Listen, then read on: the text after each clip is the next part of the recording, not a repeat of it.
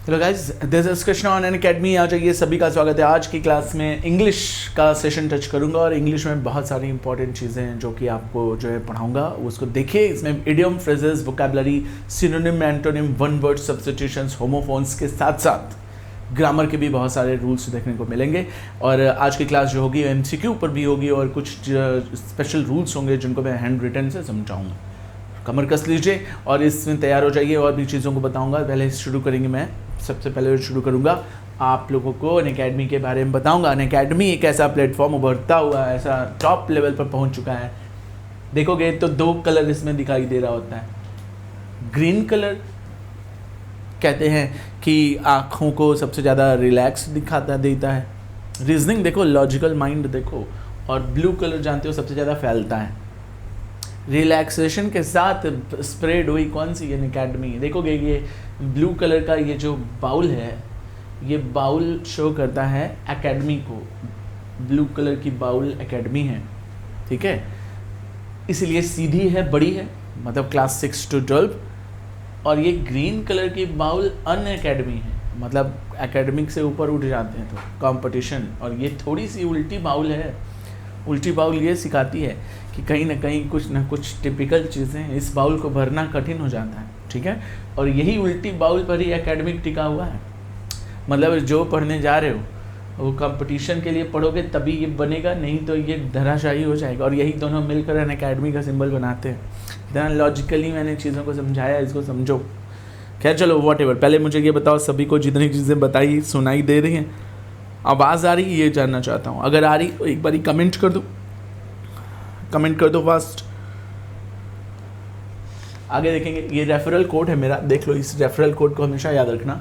कभी भी आपको डिस्काउंट चाहिए, नीट में, कैट में, IAS में, PCS में, SSC में, डिफेंस में, बैंक में, कभी एजुकेशनल एकेडमिक 6 to 12 में, कभी सब्सक्रिप्शन चाहिए तो ये कोड लगा, स्क्रीनशॉट खींच लो, रखे रहना। याद रखना, आज की क्लास में आप लोगों को इंग्लिश के बारे में थोड़ा सा टच करूंगा और वो भी वोकैबुलरी। ये class NDA, CDS, FCAT, CAPF, territorial army और XNY ग्रुप के लिए होगी, एयरफोर्स के लिए। गेट सब्सक्रिप्शन पर जाइए, सब्सक्राइब करिए। डेली लाइव क्लासेस मिलेंगी, स्ट्रक्चर्ड कोर्स मिलेगा, आपको जो है लाइव टेस्ट सीरीज़ मिलेगी, ठीक है। और तो और आपको अनलिमिटेड एक्सेस मिलेगा। याद रखिएगा, अनअकैडमी लर्निंग ऐप डाउनलोड करने के लिए आपको जाना है प्ले स्टोर पर। प्ले स्टोर पर अपना mobile number, email ID register करनी है और क्लास शुरू कर देनी है, ठीक है। आप लोग के कमेंट्स की देख रहा हूँ कि आए या नहीं अभी तक।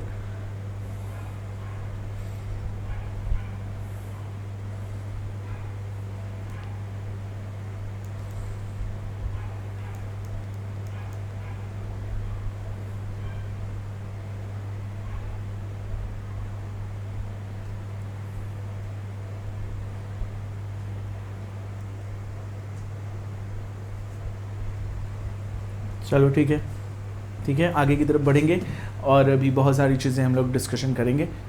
तो देखिएगा क्या चीज़ें हैं, ध्यान से समझिएगा।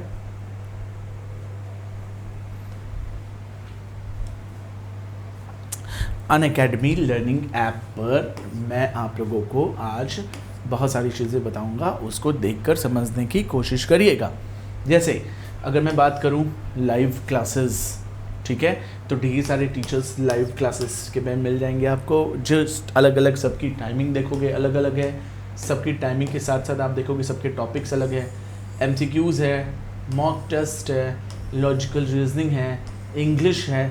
अलग अलग टाइम पर अलग अलग टीचर्स अलग अलग टॉपिक लेकर आते हैं और आपको सारी चीज़ें समझा रहे होते हैं। ध्यान रखिएगा कि अगर आप गेट सब्सक्रिप्शन पर जाते हो तो गेट सब्सक्रिप्शन पर जाने के बाद आपको करना कुछ नहीं है।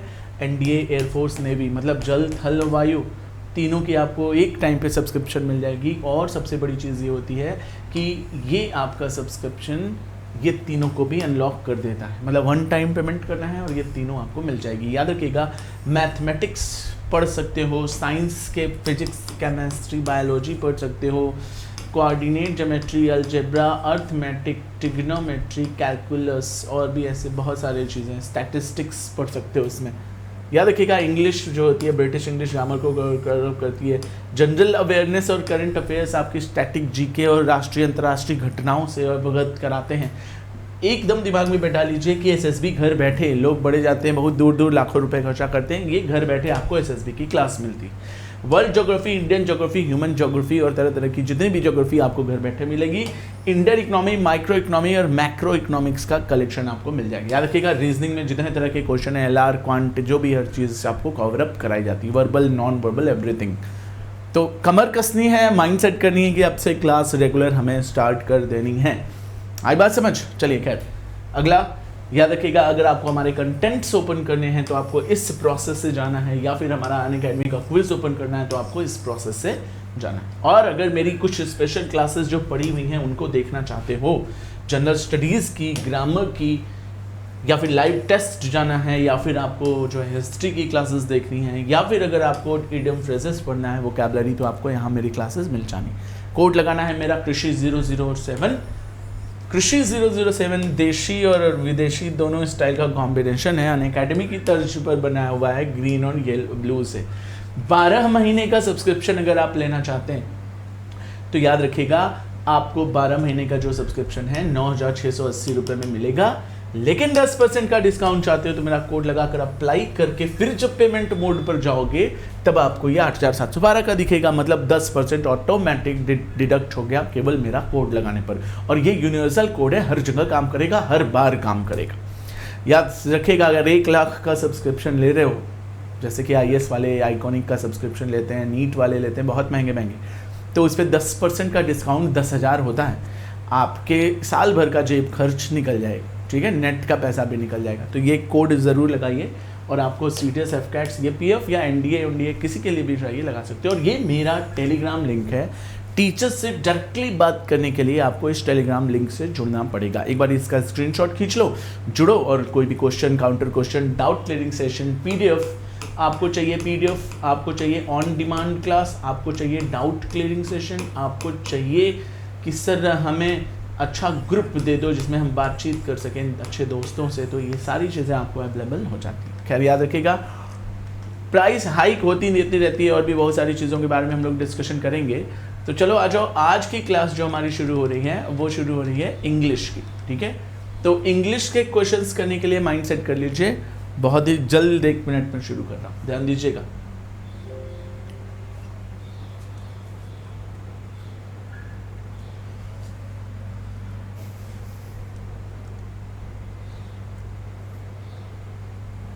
चलिए देखिएगा सभी, जैसे क्वेश्चन नंबर 1 है, क्वेश्चन नंबर 1 बहुत हाई लेवल क्वेश्चन है। देखिएगा ढेर सारे येलो कलर से क्वेश्चन आपको दिखेगा और 4 ऑप्शन से ABCD दिखेंगे और इन्हीं के क्वेश्चन के आंसर्स देने हैं, दिमाग में बैठा लीजिए। जैसे पहला क्वेश्चन कहता है, one who pretends to be what he is not, वो आदमी जो दिखाता कुछ और है जो कि वो नहीं है ऐसा दिखाता है, मतलब जो नहीं है वैसा दिखाता है। तो ऐसे आदमी को क्या बोलेंगे? Who pretends to be what he is not, जो वो नहीं है वो दिखाता है। ढोंगी, पाखंडी, झूठा, ठीक है, झोला छाप कहते हैं ना, तो उसके लिए एक प्रॉपर वर्ड है। क्या वर्ड है बताइए? एक्रोबैट जानते हो, जो सर्कस में तमाशा वगैरह करते हैं, ठीक है।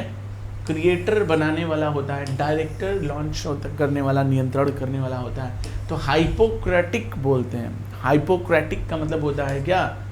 पाखंडी।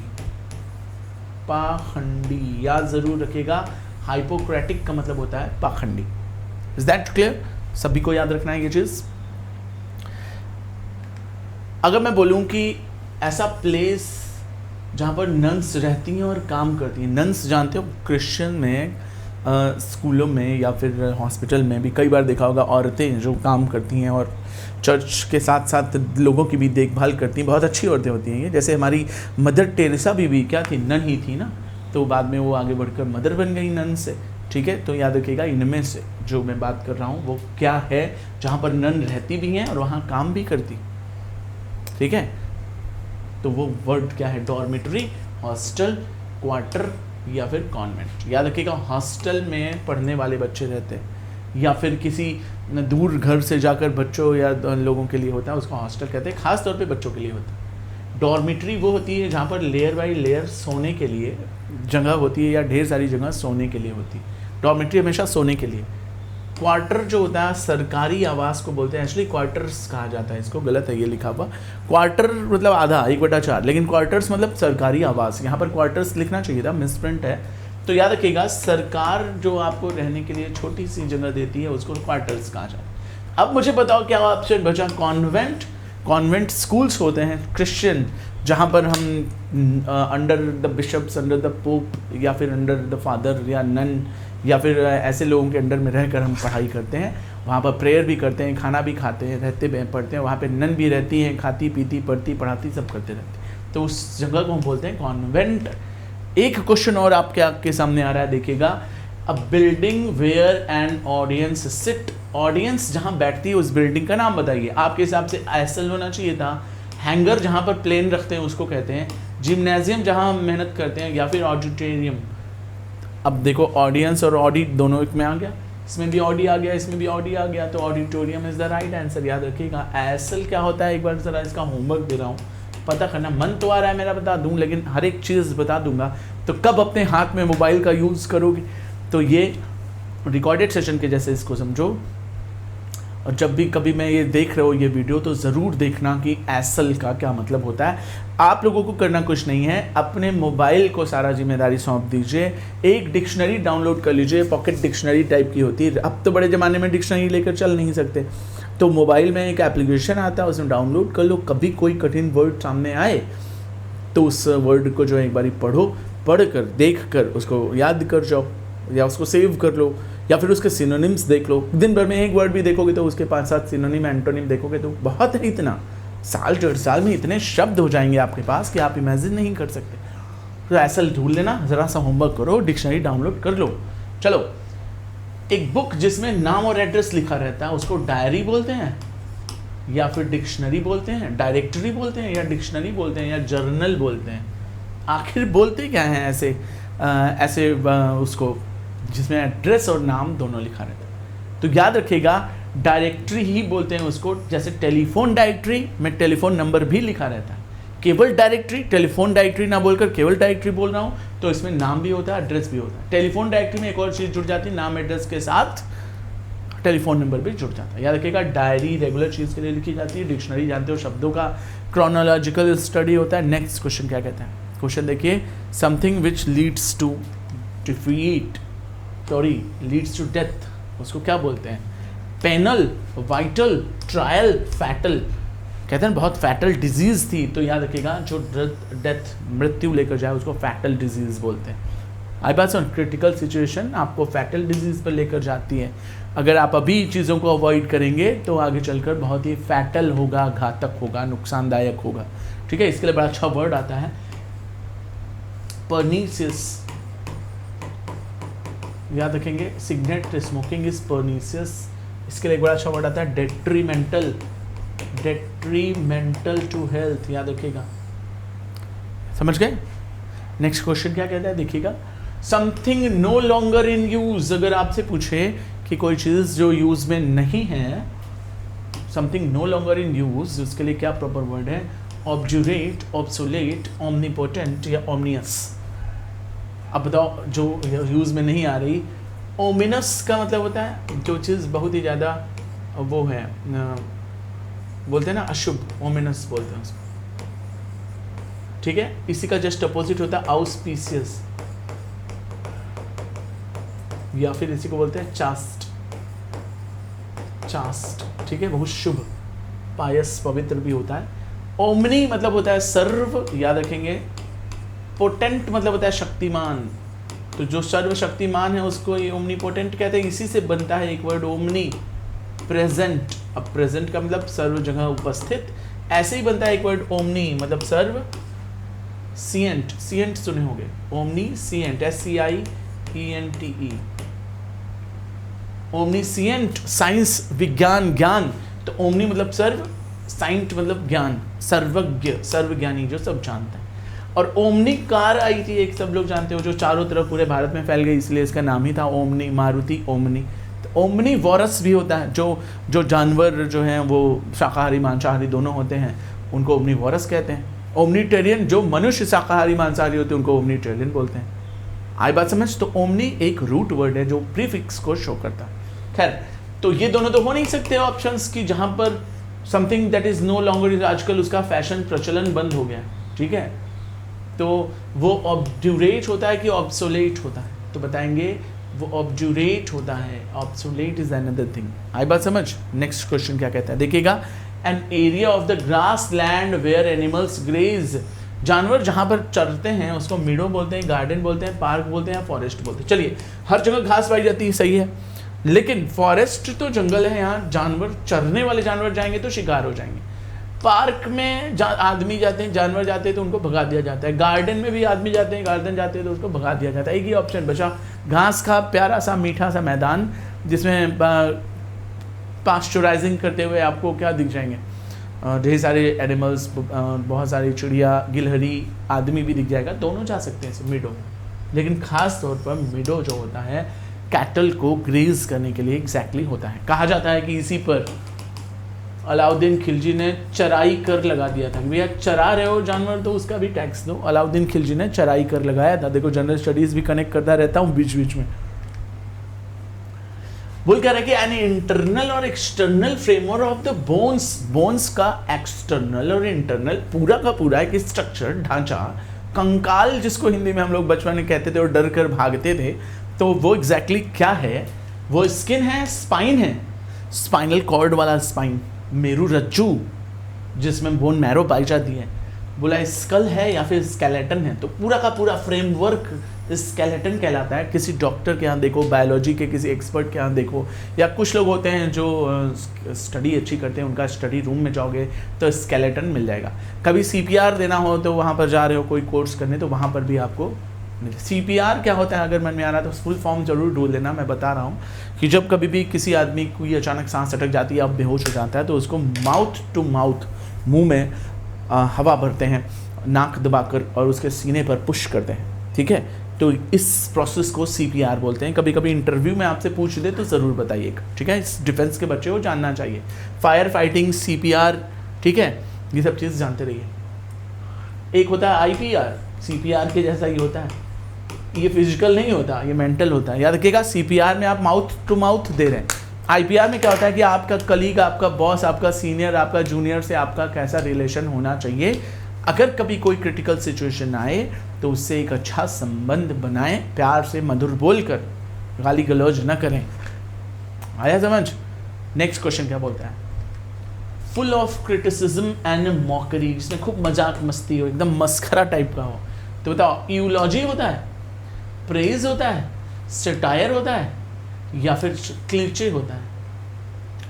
तो यूलॉजी प्रशंसा के गीत, और प्रेज मतलब भी प्रशंसा होती है। यू मतलब अच्छा होता है, तो ये भी अच्छा है, ये भी अच्छा है, इसमें क्रिटिसिज्म है, तो ये दोनों हो नहीं सकता। प्रेज का ही सेंस है यूलॉजी, इसी को बोलते हैं यूफेमाइज। बहुत अच्छा वर्ड आता है, याद रखिएगा, यूफेमाइज।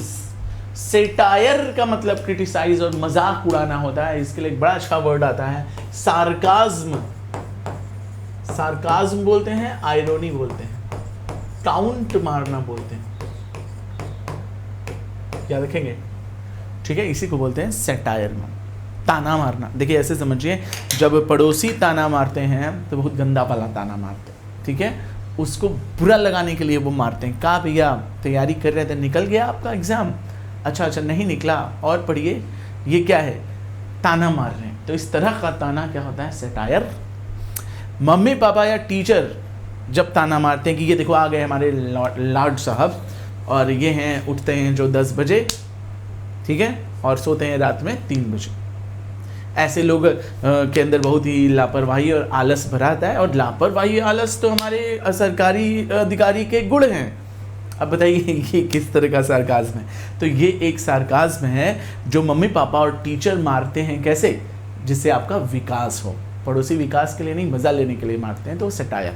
लेकिन अगर आपके विकास के लिए आपको ताना मारा जाता है तो वो होता है सार्काज्म। समझ गए?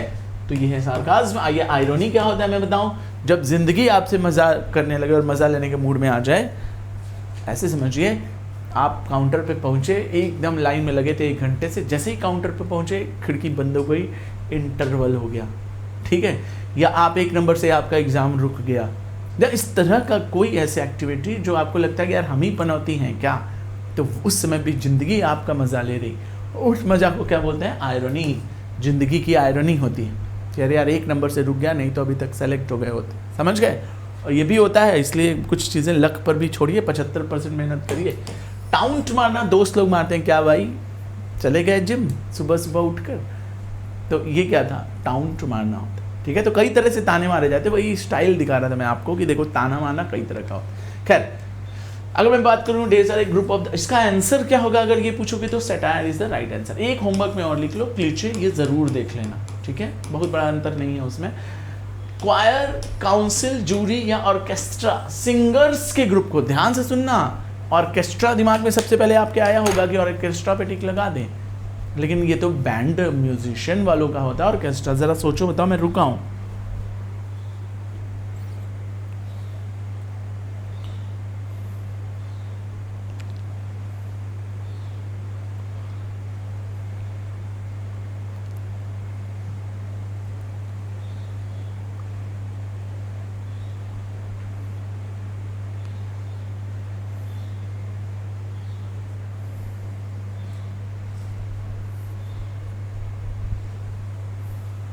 क्या लगाया आंसर?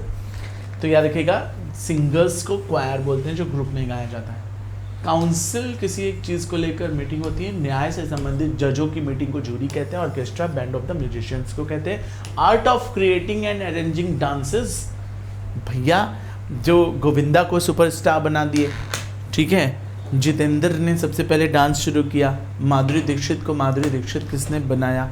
ठीक है, कौन है वो? ठीक है, आजकल वर्तिका झा के डांस आपको देखने को मिल जाएंगे करंट, नहीं तो आपको डिट्टो देखने को मिल जाएगी। तो ऐसे बहुत सारे डांसर्स को डांसर्स बनाया किसने? नहीं, स्टेप अप कैसे आया, ये DID क्या है, कोई ना कोई तो सिखा रहा है ना, आर्ट ऑफ द डांसिंग।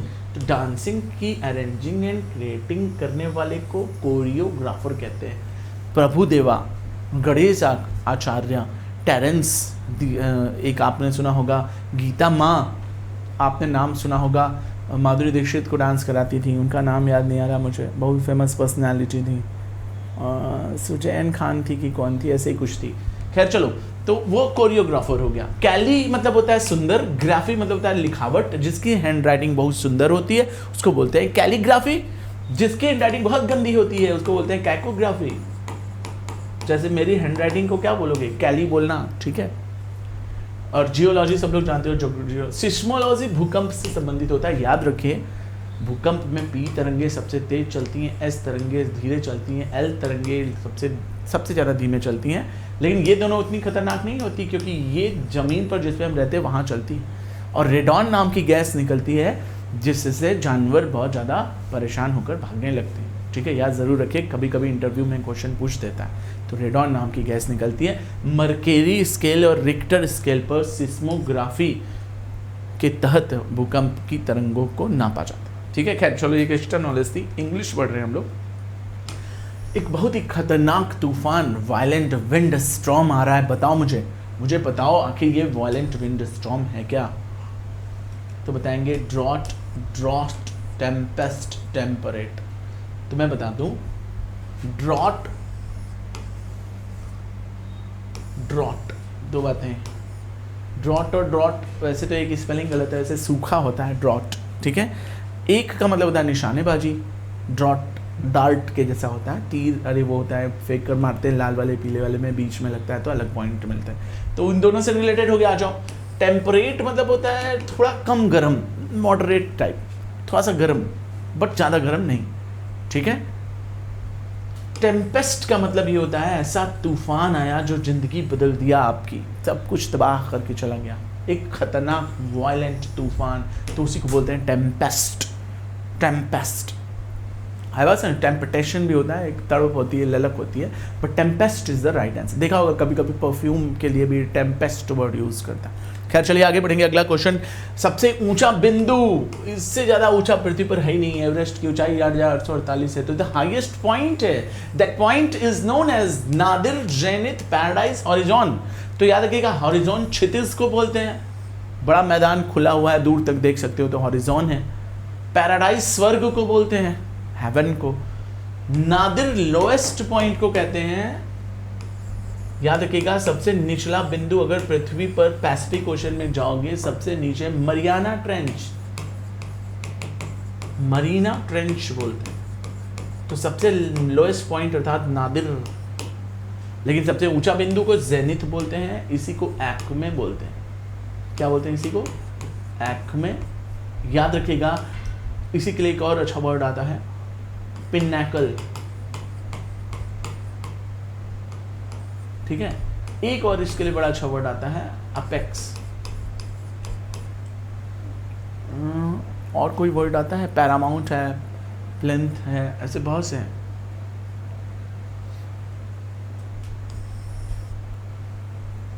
बहुत से वर्ड्स ऐसे, ठीक है। जेनिथ है, एक्मे है, या फिर इसी के लिए एक और वर्ड बड़ा अच्छा याद नहीं आ रहा अभी, जस्ट बहुत अच्छा वर्ड है। हाँ देखो याद आ गया, एपोजी। एपोजी का मतलब ये होता है हाईएस्ट पॉइंट, ठीक है। तो याद रखिएगा बहुत सारे वर्ड्स हैं हाईएस्ट पॉइंट के लिए। तो ये सब जो वर्ड्स बता रहा था मैं, ये सब किसके लिए बता रहा था? हाईएस्ट पॉइंट जेनिथ के लिए। देख रहे लिखा है वो कांट स्पीक, जो बोल नहीं सकता वो क्या है? डम्ब है, क्वाइट है, चुप है, अनाथ है, या फिर बेबी लड़कियों का समूह, ग्रुप ऑफ द गर्ल्स।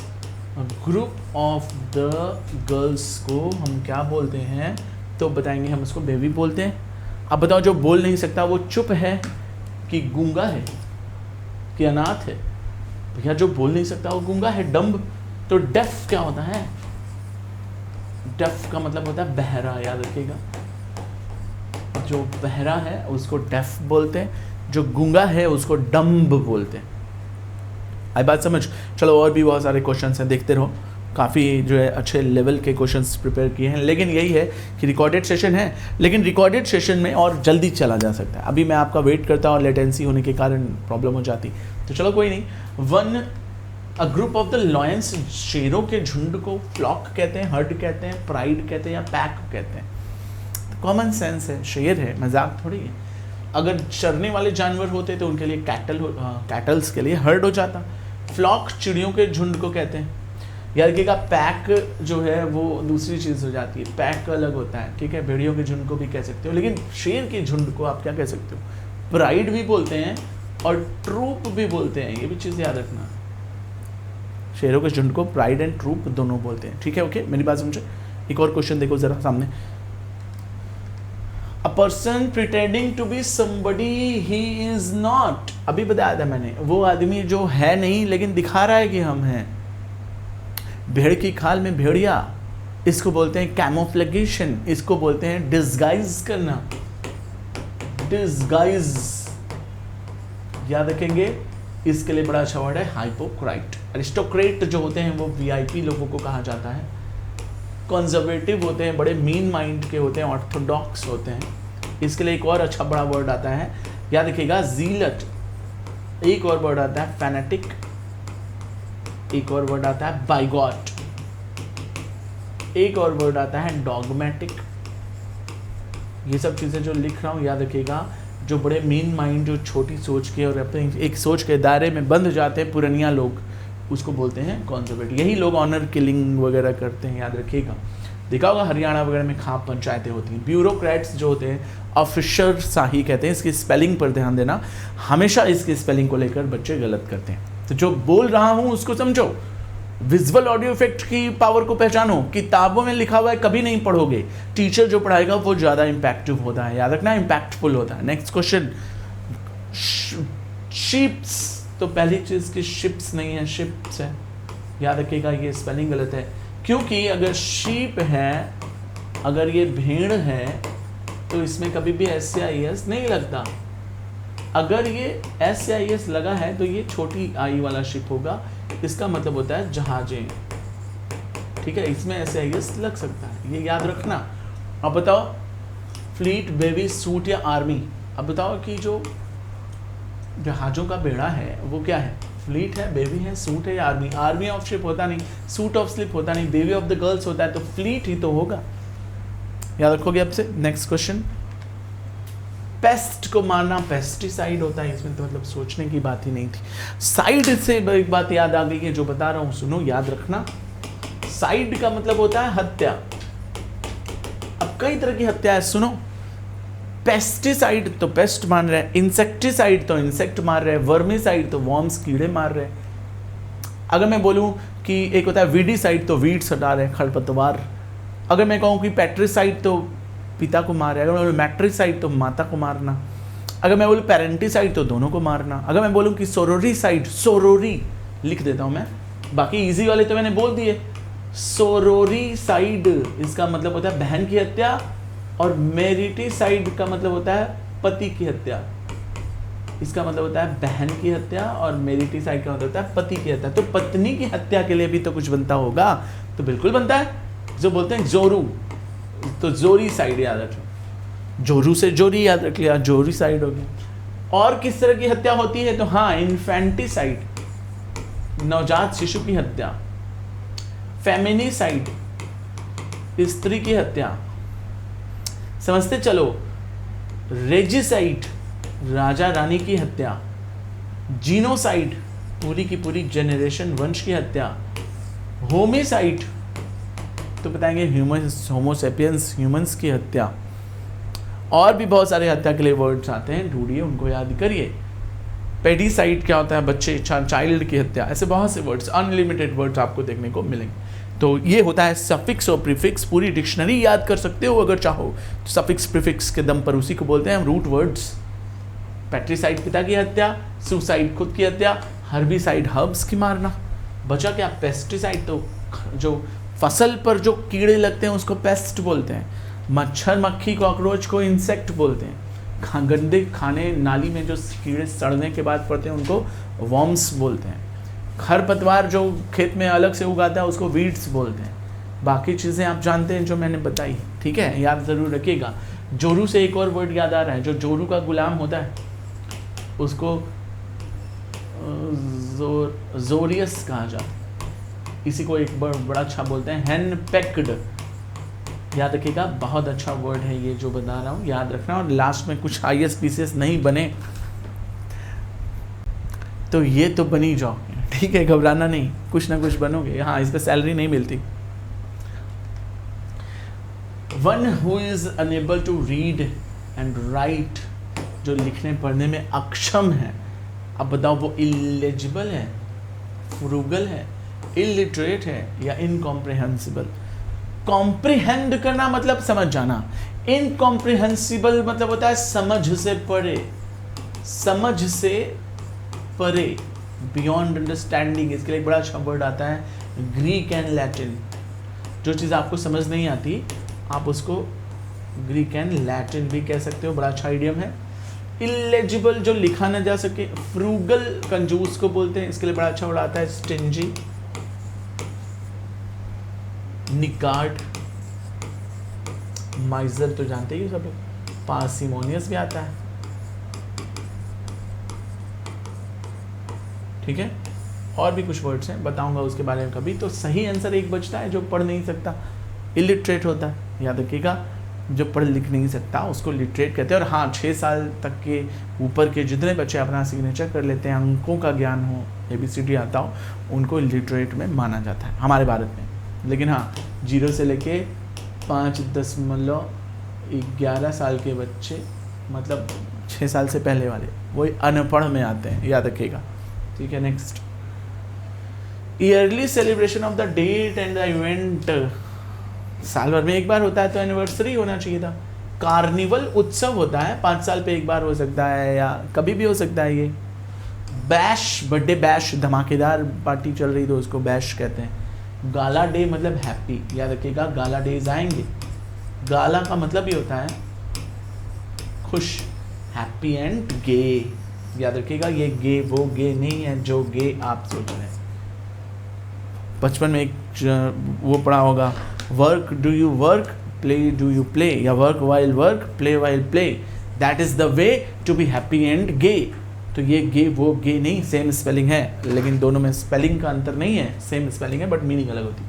जैसे फास्ट का मतलब व्रत भी होता है, फास्ट का मतलब तेज भी होता है, तो इसको हम बोलते हैं क्या, इसी को हम बोलते हैं क्या, इक्वल वर्ड्स, होमोफोन्स। चलिए आइए, person with no fixed abode, जिसका अपना खुद का रहने का फिक्स स्थान नहीं होता। बताइए, आर्टिस्ट की, टूरिस्ट की, क्रूसेडर या नोमैड? टूरिस्ट का भी अपना खुद का एक निश्चित ठिकाना नहीं है, लेकिन यार कहीं तो जाता है घूमकर अपने घर साल भर के लिए, फिर साल भर के लिए निकलता है, तो टूरिस्ट तो नहीं होगा, उसका अपना फिक्स अडोप्ट होता है। आर्टिस्ट अपने घर में ही आर्ट बनाएगा, तो ये भी नहीं, दो ऑप्शन बचा, क्रूसेडर और नोमैड। याद रखिएगा, क्रूसेडर क्रूसेड से बना है, क्रूसेड धर्म युद्ध को बोलते हैं, जिहाद एक तरह से धर्म युद्ध। गीता में जो युद्ध करवाया गया वो भी एक धर्म युद्ध है, केवल जिहाद ही नहीं, हिंदू मुस्लिम दोनों की बातें जानिए। और याद रखिएगा, क्रूसेडर मतलब धर्म युद्ध करने वाला। तो आप बताइए, धर्म युद्ध का किसी फिक्स स्थान के रहने से संबंधित है? नहीं, ये अबोर्ड का मतलब रेसिडेंशियल है, डोमिसाइल हुआ। याद रखना, एक बड़ा अच्छा वर्ड है, तो इसके लिए बंजारा एक वर्ड आता है, बंजारा वर्ड के लिए बड़ा अच्छा वर्ड है नोमैड। इसी को वेगाबॉन्ड भी कहा जाता है, वेगाबॉन्ड। आई बात समझ? क्लियर हुआ? यहां तक याद हुआ? चलें आगे। पॉलीगॉन्स जिसके कई सारे पहलू हों, सब जानते हो, जिसमें 8 साइड वाला पॉलीगॉन हो, तो अब बताओ 8 को ऑक्टा बोलते हैं, तो इजी था नेक्स्ट क्वेश्चन। चलो ठीक है,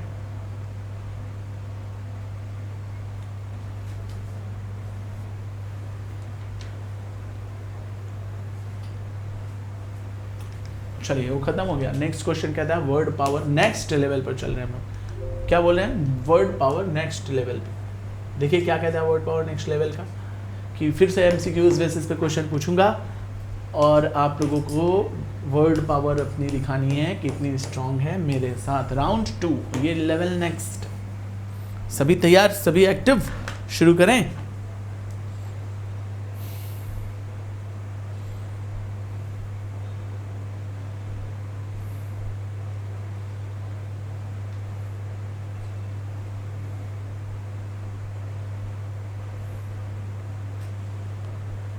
तो चलिए देखिए क्या कहता है नेक्स्ट लेवल का क्वेश्चन।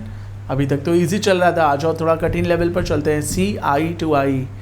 अब आंख से आंख में देखना, साफ साफ देखना, घूरना, असहमत होना, शंका, स्केप्टिक, शक होना, शंका होना। ठीक है, तो बताइए मुझे सी आई टू आई का मतलब क्या होता है? चारों में से सोच लो तो मैं बता दूं। अग्री विथ समवन, अगर आप किसी से अग्री हैं तो ये बोलते हैं eye to eye, see eye to eye. Got it? Question number next क्या कहता है देखिएगा। To paddle one's own कैनोए।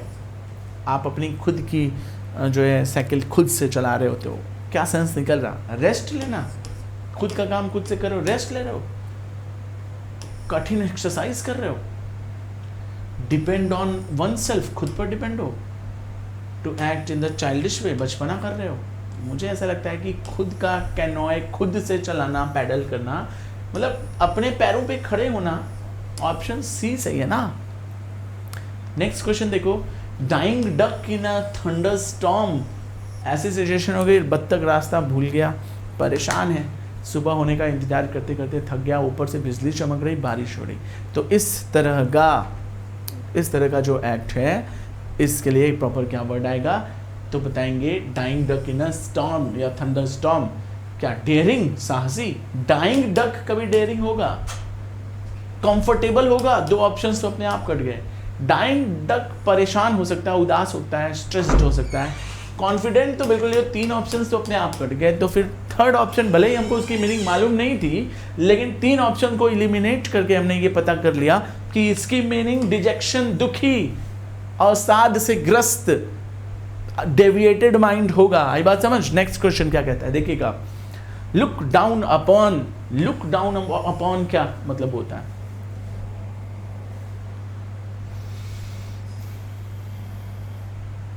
ये क्वेश्चन मैं आपको होमवर्क में देना चाहूंगा। इस तरह के क्वेश्चंस को बोलते हैं फ्रेजल वर्ब। इसका जो वर्ड है उससे कोई लेना देना नहीं होता है, इसकी मीनिंग डिफरेंट होती है, रटना पड़ेगा। बड़ी ज़रूर देखिएगा, ये होमवर्क में दिया है, ऐसा न सोचिएगा कि मुझे नहीं पता। लुक डाउन, नीचे देखना का सेंस होता है, लेकिन उसके साथ अपॉन हो गया, तो मैंने क्या बोला? फ्रेजल वर्ब है। इसकी मीनिंग क्या है ढूंढिए, बताइए। अगला क्वेश्चन क्या कहता है? Keep abreast of, keep ahead of, keep a watch on, keep of the good work, keep oneself updated. सोचिए और बताइए। कीप अब्रेस्ट ऑफ, ठीक है। अब बताओ इसका मतलब क्या होता है। तो मैं बता दूं, रुको मैं स्क्रीन पे दिख रहा हूँ ना, ओके ओके ओके इधर साइड, हाँ।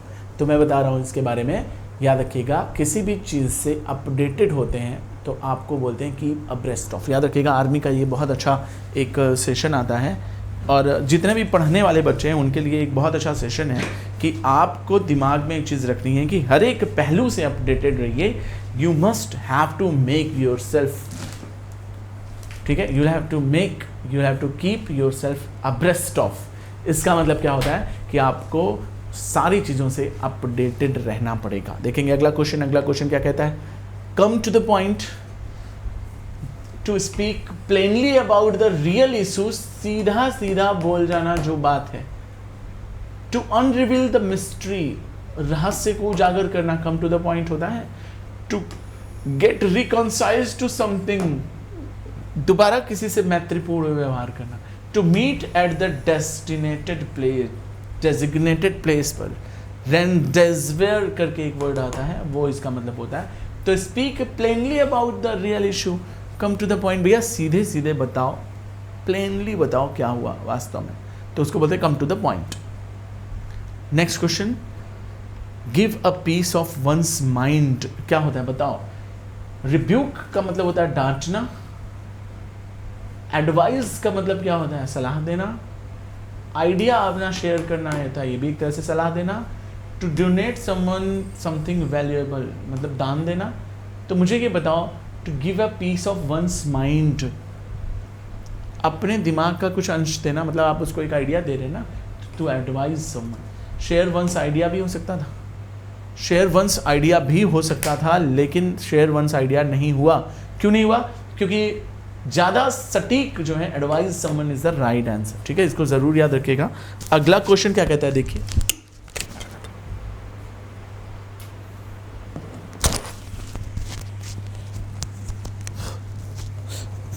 अगला क्वेश्चन क्या कहता है, देखिए। कट एंड ड्राइड बहुत अच्छा वर्ड है, एक बहुत ही अच्छा वर्ड लेवल का वर्ड है। आप सोचिए और बताइए कट एंड ड्राइड का क्या मतलब होता होगा। तो मैं बता दूं, कट एंड ड्राइड का मतलब होता है, सोचिए, बैडली हर्ट, बुरी तरह से परेशान। वेरी कोल्ड, ओल्ड, बहुत बूढ़ा। Done, did and gone, you already decided. तो याद रखिएगा कट एंड ड्राइड मतलब क्या होता है, पहले से ही वो डिसाइडेड है। कितना भी मैं बता दूं, 20 लोगों की राय सुन लो, लेकिन you are cut and dried means you are already decided what you have to do in your life. तो इसको बोलते हैं कट एंड ड्राइड। बहुत अच्छा आइडियम है। 2 और कराऊंगा फिर क्लास बंद कर रहा हूँ। The people were scared because the burglar was at large. Burglar was at large का मतलब होता है not caught, very dangerous, behind bars, very famous. तो याद रखिए बल्गरर वॉज एट लार्ज क्या था, स्केयर्ड थे। तो जब स्केयर्ड थे तो ऑब्वियसली वेरी फेमस तो होगा नहीं, एक ऑप्शन कट गया।